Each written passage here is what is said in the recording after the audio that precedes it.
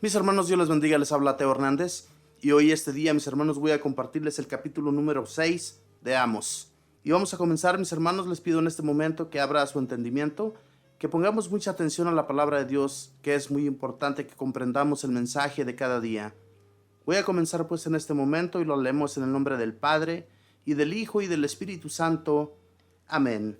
Ay de ustedes, los primeros de las primeras naciones, a quienes acude todo el mundo en Israel. Ustedes descansan en su orgullo y se sienten seguros en el cerro de Samaria, pero pasen a la ciudad de Calde y vean, vayan de allí a Hamat, la grande, y bajen después a Gat de los filisteos. ¿Valen ustedes más que esos reinos? ¿O es su territorio más grande que lo que era el de ellos? Ustedes piensan alejar el día de su desgracia, pero, en realidad, apresuran la venida del opresor. Tendidos en cama de marfil o arrellenados sobre sus sofás, comen corderitos del rebaño y temerosos sacados del establo, canturrean al son del arpa y como David, improvisan canciones. Beben vino en grandes copas, con aceite exquisito se perfuman, pero no se afligen por el desastre de mi pueblo. Por eso, ustedes serán ahora los primeros en partir al destierro, y así se terminará con ese montón de ociosos. Juro por mí mismo, dice el Señor Yahvé, el Dios de los ejércitos. Yo aborrezco el lujo insolente de Jacob y detesto sus palacios. Por eso, entregaré en manos del enemigo la ciudad con todos sus habitantes. Y si solamente queda una casa, con 10 hombres adentro, también ellos morirán.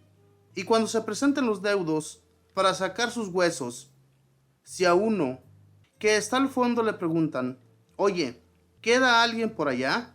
Este dirá, no hay nadie.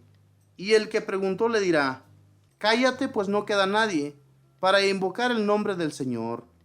Pues ahora Yahvé es el que manda. Él reducirá a escombros la gran mansión y a un montón de ruinas la pequeña. Galopan por las rocas los caballos, ocear al mar con bueyes, para que ustedes cambien en veneno el derecho o en ajenjo las sentencias del tribunal, y luego se sienten orgullosos por cosas de nada y andan diciendo, ahora somos fuertes, nos hemos hecho imbatibles. Pues bien, yo voy a lanzar contra ustedes, israelitas, una nación que los oprimirá desde la entrada de Hamat hasta el torrente del Araba. Palabra de Yahvé, Dios Sabaoth. Palabra de Dios, te alabamos, Señor. Vemos cómo Dios sigue sentenciando a estas naciones, a la de Israel y a la de Judá. Le dice al pueblo de Israel que ellos descansan en su orgullo, que se creen la gran ciudad a la cual todas las grandes ciudades acudían, ya sea para comprar, para vender o para comerciar. Sin embargo, mis hermanos, Dios les dice que por haberse creído tanto, por haber sido tan engreídos, les va a mandar una catástrofe, les va a mandar una calamidad tan grande como ellos no la van a poder soportar.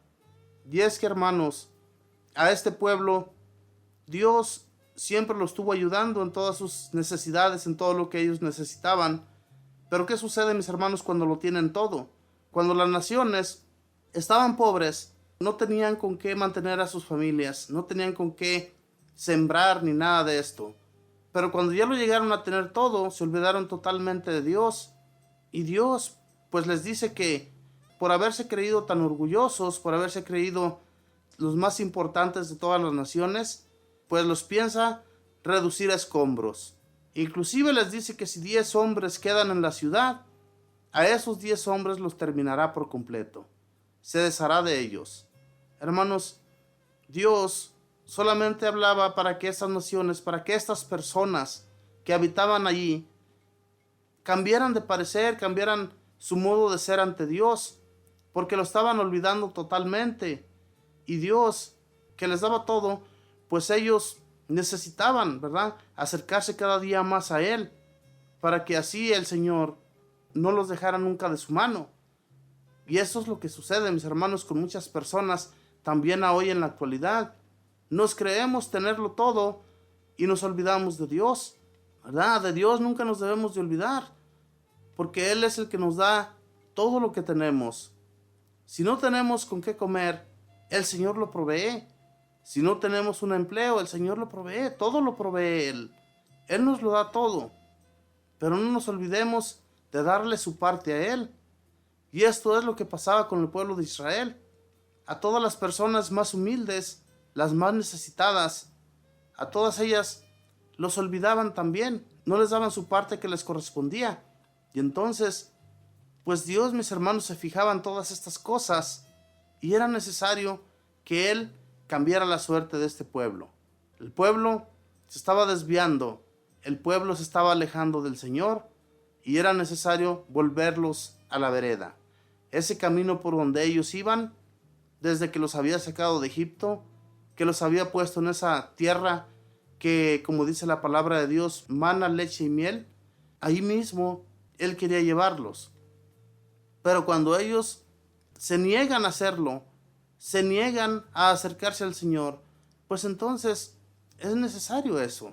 Es necesario todas las advertencias que Dios mandaba a través de los profetas para meterles miedo y no fueran por el camino equivocado. Y así vamos muchos también a veces hoy en la actualidad, mis hermanos.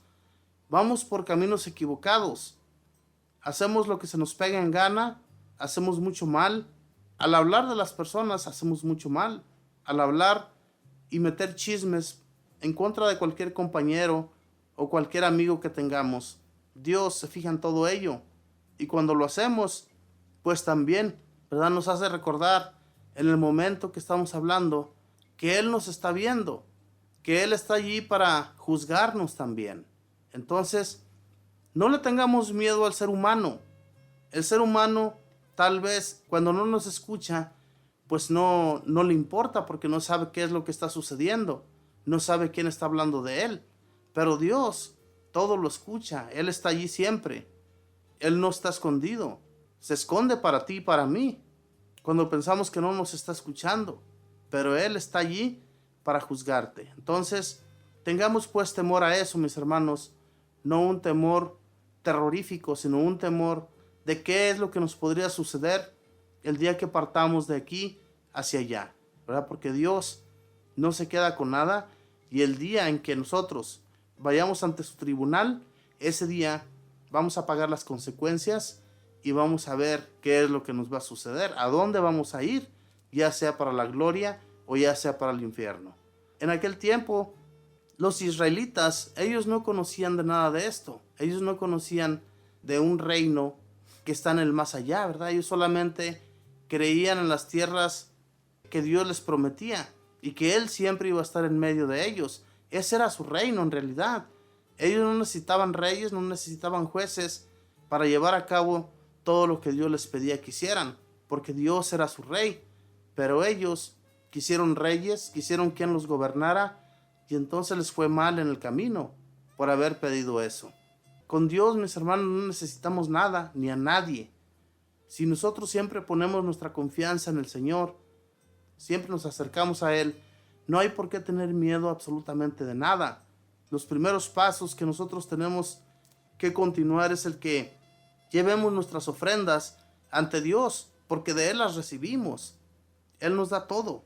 Y este pueblo de los israelitas es lo que le pasaba. Se olvidaba totalmente del Señor, y entonces Dios pues tuvo que olvidarse un tiempo de ellos, alejándolos de su presencia. Dice, fíjense lo que dice aquí en los últimos versículos, dice: este dirá, no hay nadie, y el que le preguntó le dirá, cállate, pues no queda nadie para invocar al nombre del Señor, pues ahora Yahvé es el que manda. Él reducirá a escombros la gran mansión y a un montón de ruinas la pequeña. Esto está dicho, mis hermanos, y cuando Dios habla o hablaba en aquel tiempo a los profetas, Él les mandaba decir que inclusive no se iba a encontrar un solo hombre para invocar el nombre del Señor. Fíjense nada más. Esto iba a ser muy terrible, porque el día que ellos desearan buscar a Dios, no se iba a encontrar un hombre bueno, no se iba a encontrar absolutamente nada ni a nadie quien invocara el nombre de nuestro Dios. Era algo que pues a nosotros también nos dolería muchísimo, ¿verdad? Que si nuestra maldad nos llega tan lejos, la maldad que a nosotros nos dé en nuestros interiores, ¿verdad? En nuestro corazón, en nuestro pensar. Cuando esto nos sucede, mis hermanos, olvidamos totalmente a Dios.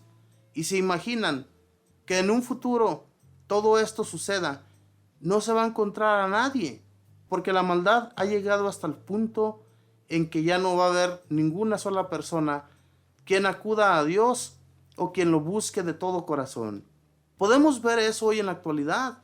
Vemos a tantas personas perdidas en este mundo, perdidas en los gozos de esta vida, en los bares, en los bailes, en los casinos, en la prostitución, en las drogas, en el alcoholismo. Todo eso para ellos es lo principal. Y de Dios nunca jamás se van a acordar. Esto es lo que Dios le manda decir al profeta, que llegará ese día en el que no se encontrará un solo hombre quien invoque al Señor. Hermanos, ¿se imaginan que esto llegue a suceder?